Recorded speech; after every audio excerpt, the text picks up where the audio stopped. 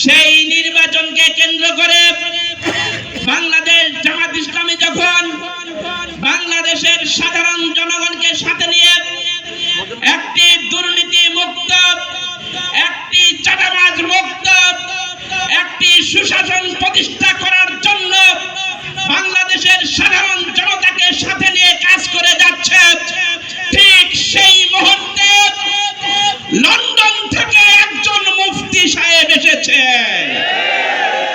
সেই মুফতি সাহেব এসে ঘোষণা করেছে বাংলাদেশে যেই ভূমিকম্প হচ্ছে সেই ভূমিকম্পের জন্য নাকি বাংলাদেশ জামাত ইসলামী দায়ী।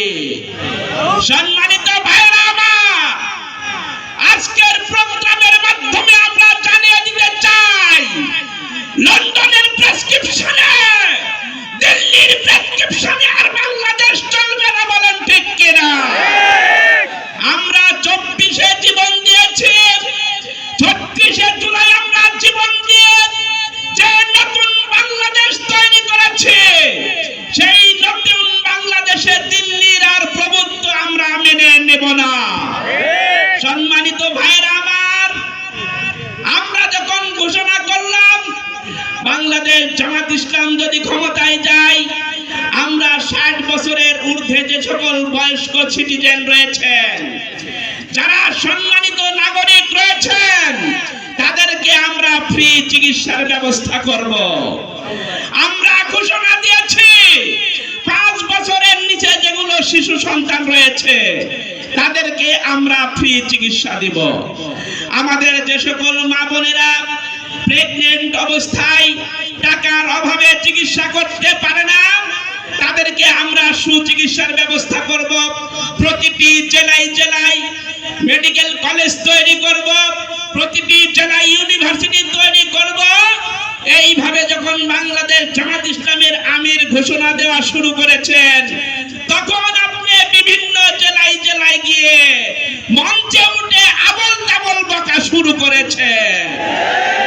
আপনি যাদেরকে ফ্যামিলি কার্ড দেওয়ার নামে মঞ্চে ডেকে নিয়ে এসেছেন, তাদের হাতে তো মানুষ আইফোন দেখতে পায়।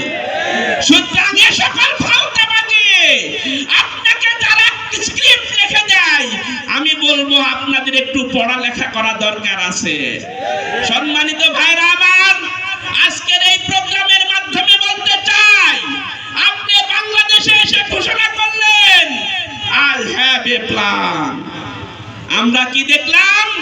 আপনার সেই প্ল্যানের মধ্যে রয়েছে আপনি পরিকল্পনা করে যারা ঋণ খেলাপি রয়েছে, যারা চাঁদাবাজ রয়েছে, যারা বাংলাদেশে দর্শক হিসেবে পরিচিত, আপনি তাদেরকে নমিনেশন দিয়ে প্রমাণ করেছেন।